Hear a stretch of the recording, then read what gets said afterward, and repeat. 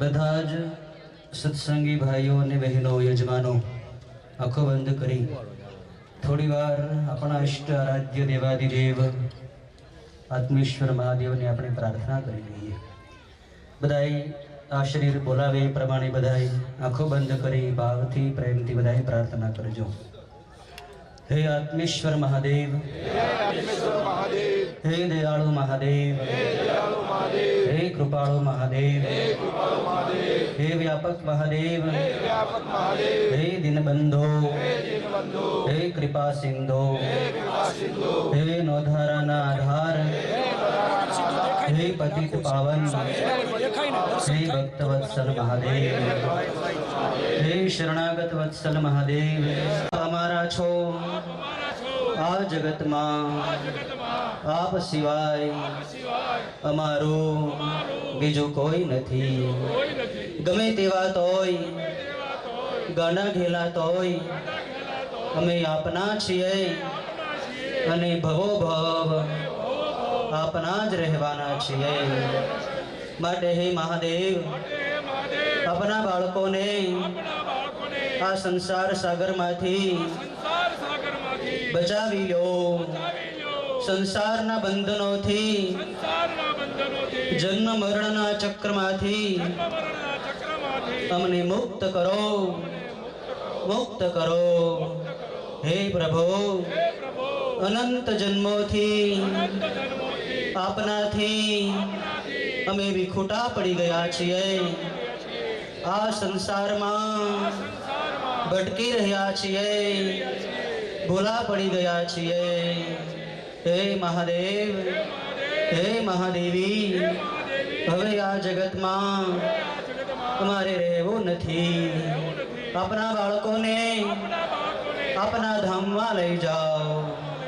હે મહાદેવ, ગમે ત્યારે આપે જ અમને દર્શન આપવાના છે, તો આજે દર્શન આપો.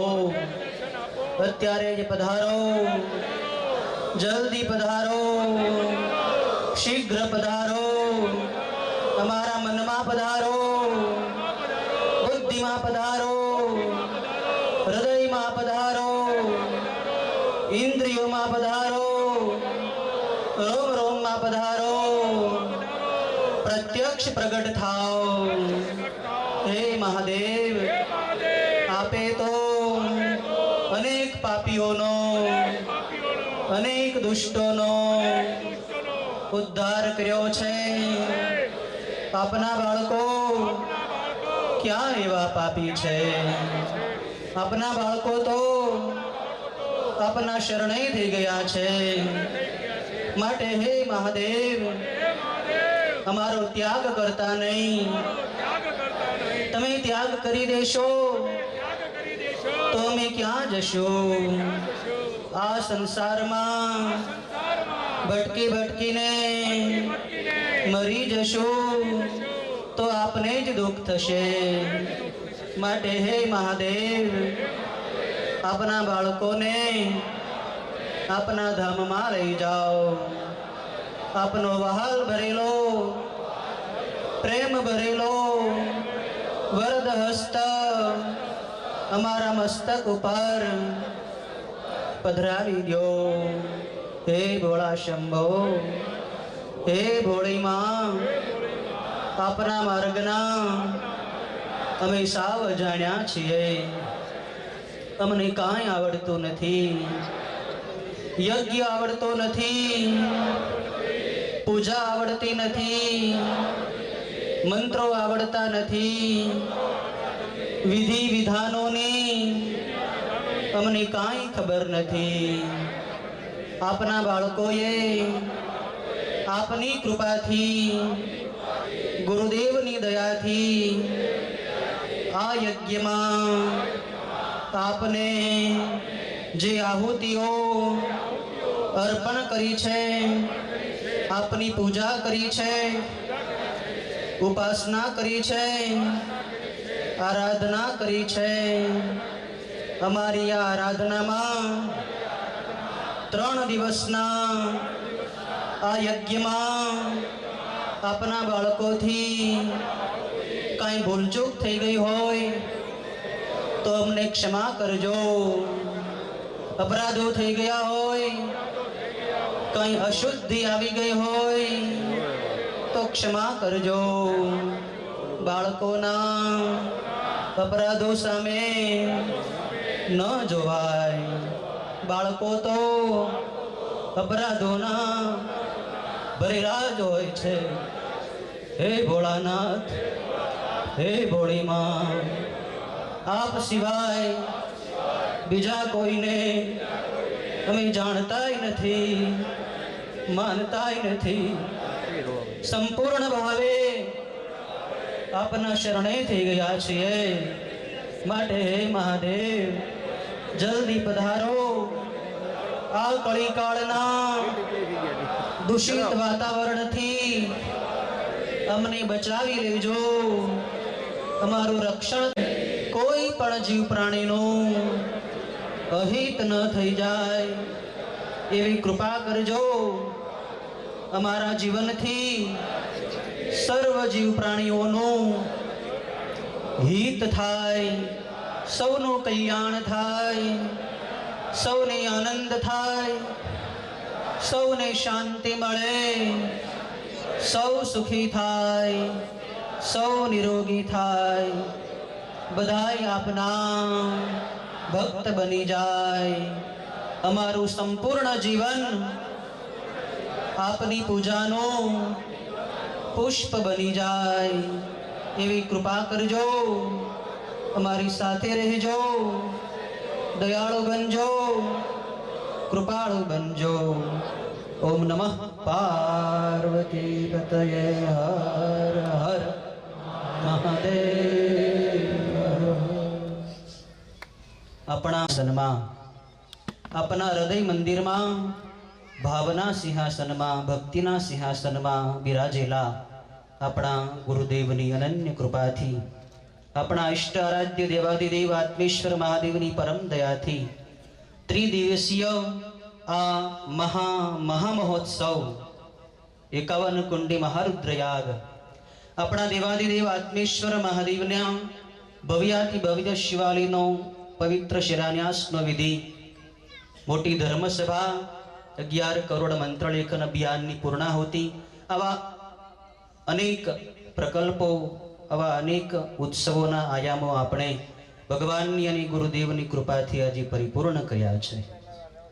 મેં પહેલા પણ વાત કરી હતી કે આપણા ગજા બહારનું કામ આપણા માધ્યમથી જ્યારે થાય, આપણી શક્તિ કરતાં વધારે કાર્ય જ્યારે આપણાથી થવા માંડે, આપણા માધ્યમથી થવા માંડે, ત્યારે એમ સમજવું જોઈએ કે આ શક્તિ આપણી નથી, આ કોઈ અલૌકિક, આ કોઈ દૈવી, આ કોઈ ઈશ્વરીય, આ કોઈ સદગુરુની કૃપા વરસી રહી છે. આપણા આશ્રમના આંગણે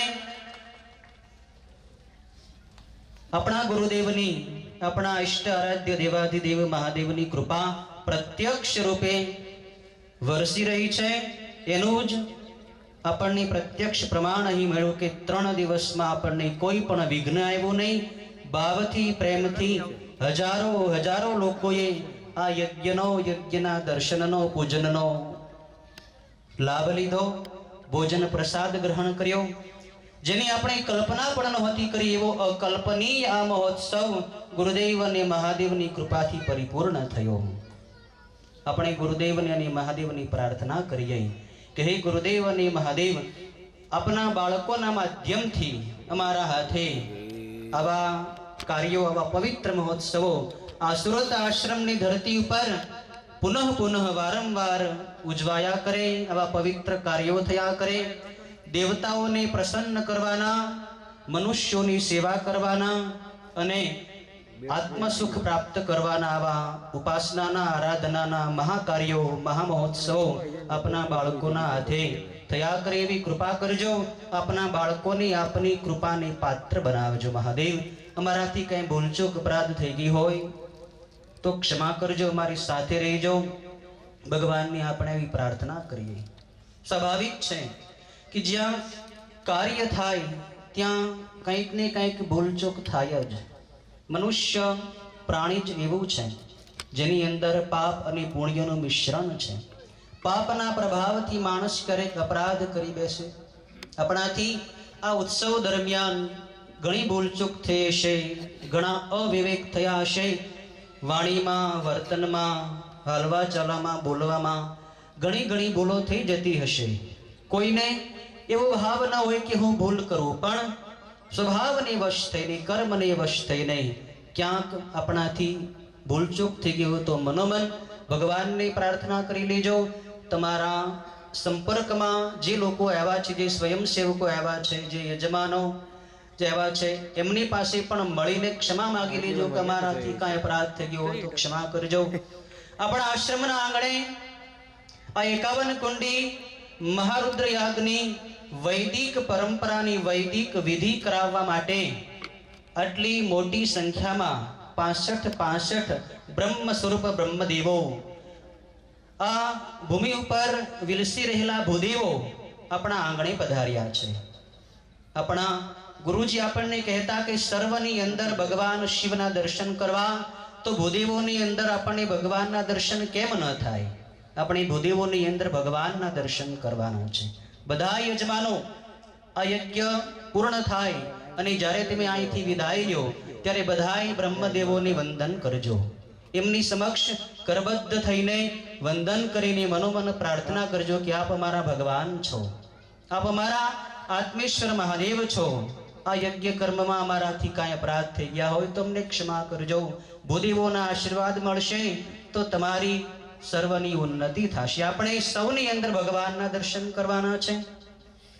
કીડીથી લઈને કુંજર સુધી નાનામાં નાનું જંતુ હોય, એના આપણા દ્વારા એનું પણ કાંઈ અહિત થઈ ગયું હોય, એને પણ કાંઈ દુઃખ થઈ ગયું હોય તો મનોમન એમને ક્ષમા માગી લેવાની છે.